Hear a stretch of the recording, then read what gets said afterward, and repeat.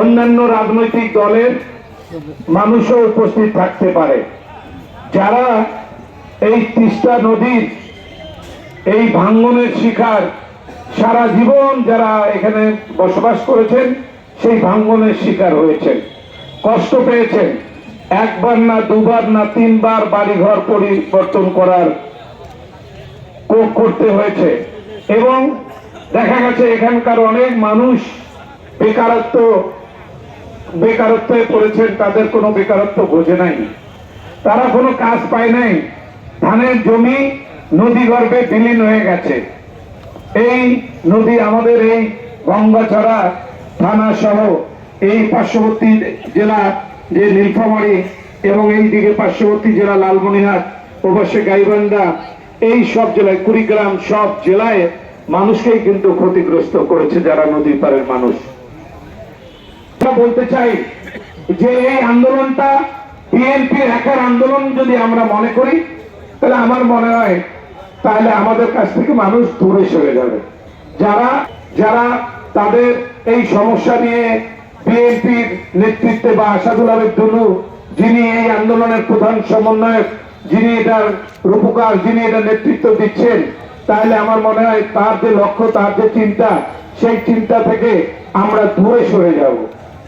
সেই কারণে আমরা সর্বস্তরের মানুষকে এই আন্দোলনে সম্পৃক্ত করতে চাই, যার মাধ্যমে আমাদের দীর্ঘদিনের সমস্যার সমাধান করতে চাই।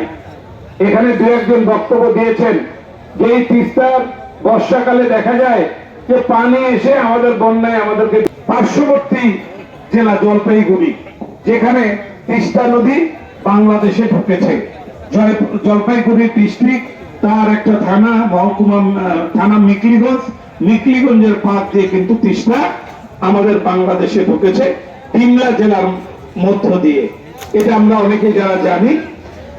ওই পাশে হচ্ছে তিস্তা নদী শিলিগুড়ি এবং কুচবিহার এবং জলপাইগুড়ি ডিস্ট্রিক্টের মাঝে হচ্ছে তিস্তা নদী। এই তিস্তা নদীর সামনে আমরা সবাই জানি যে একটা ব্যারেজ আছে, ব্যারেজটার নাম হচ্ছে গজলডোবা ব্যারেজ। তিস্তা নদীর উপরে তিস্তা নদীর কয়েকটা পাহাড়ের থেকে নদী এসে তিস্তা নদী ক্যানেল দিয়ে শুকনা যে ড্রেন আছে ওদের পানির জন্য ওই ড্রেনে ফেলে রেখে দিয়েছে, কিন্তু আমাদেরকে কিন্তু পানি দেয় নাই, ওদের পানির প্রয়োজন নেই। তারপরেও ওরা কি করে ড্রেনের মধ্যে তারা পানি দিয়ে রেখেছে। ওই পানি কিন্তু ওদের কোনো কাজে লাগতেছে না, কিন্তু আমাদেরকেও আমাদের যাতে কাজে লাগে সেই জন্য আমাদেরকে কোনো সুযোগ দিচ্ছে না।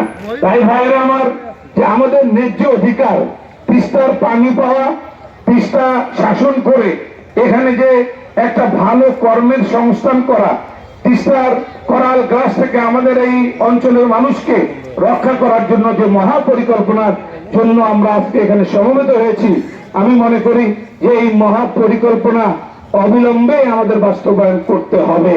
তাছাড়া আমাদের বাঁচার কোনো উপায় নাই। এখন আমরা এখানে বলি যে অনেকে যে চায়না টাকা দিবে, চায়না টাকা দে, আমার বক্তব্য হচ্ছে চায়না টাকা দে আর না দে। চায়নার টাকা দিলেও আমরা মহাপরিকল্পনা বাস্তবায়ন করতে চাই, না দিলেও আমরা বাস্তবায়ন করতে চাই। কারণ এই প্রজেক্টটা বাস্তবায়ন করতে গেলে 4 থেকে 5 বছর সময় লাগবে। 1-2 বছর না, কিন্তু 1 বছরে যে সম্পন্ন করা যাবে, যদি কেউ মনে করে যে 1 বছরই সম্পন্ন হবে, তা কিন্তু নয়, 4-5 বছর সময় লাগবে। তা আমাদের দেশের যদি প্রতি বছর পাবলিতে যদি 5,000 টাকা, যদি 5,000 লক্ষ টাকা আমরা যদি, বা 5,000 কোটি টাকা আমরা যদি বরাদ্দ করি, তাহলে 5 বছরে 5,000 কোটি টাকা, 25,000 কোটি টাকা, 25,000 কোটি টাকা চায় না। আমাদের দেশে কোনো সমস্যা হওয়ার কথা নয়।